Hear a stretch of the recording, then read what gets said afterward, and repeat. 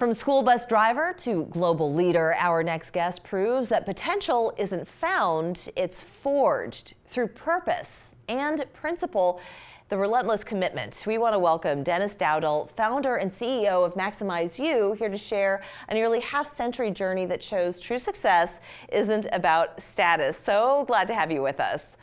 Well, what a great joy to be here. Just honored, and it's always a pleasure to be able to help people find a little bit of purpose and direction in their lives. Indeed. Well, you say that it's not status, but significance. So tell us more about what that means.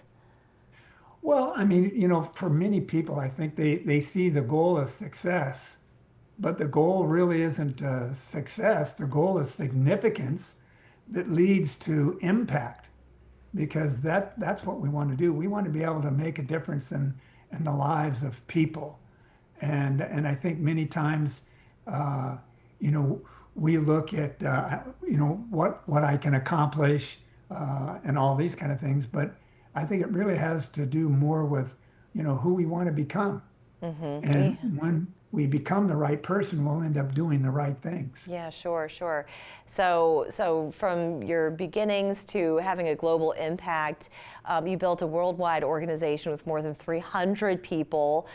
You reached the top 1% income level, despite no formal business background. So what does your story teach about limiting beliefs and underestimating potential? Well, it's really interesting because, and it's very popular. We're very familiar with this imposter syndrome where we think, oh, I don't know enough, I'm not good enough. Oh, yes.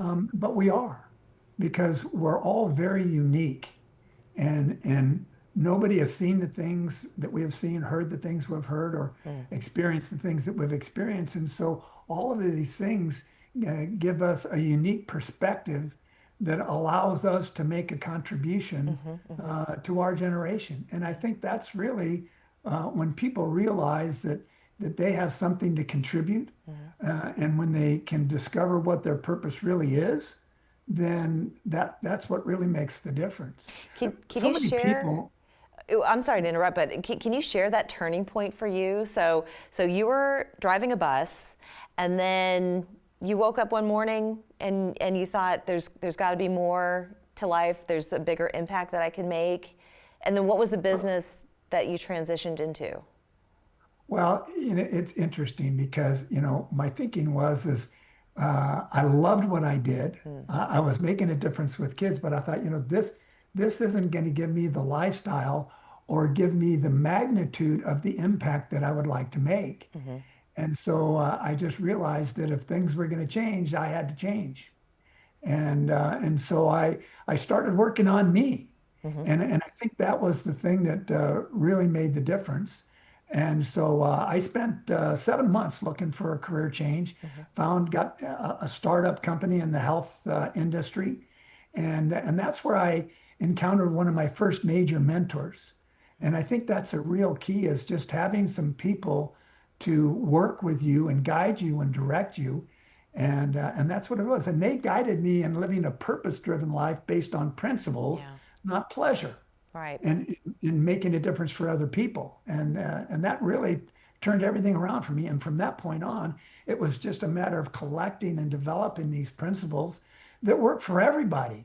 And that's what's amazing, is principles work for somebody, whether they're smart, whether they're educated, uneducated, or not, because principles just work if you work them. And I started working the principles and everything changed. So how would you say that adversity helped you flex muscles that you didn't think that you had? Well, I mean, think about it. There's no growth without adversity. Adversity equals advancement. When did you ever conquer or grow when you didn't have to overcome some kind of adversity or problem? So problems aren't the problem. It's the response to the problem that's the problem. That's right. And so we just have to learn how to respond properly.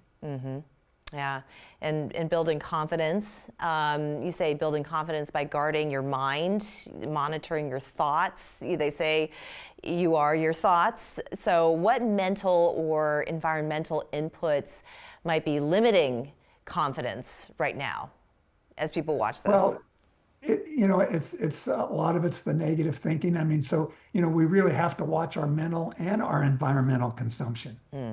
And so, our thoughts, just like you said, we are our thoughts. Our thoughts determine our actions, but we determine our thoughts. We get to choose. And so the principle is make sure that you're consuming the right stuff. It's not positive thinking or negative thinking. It's right thinking.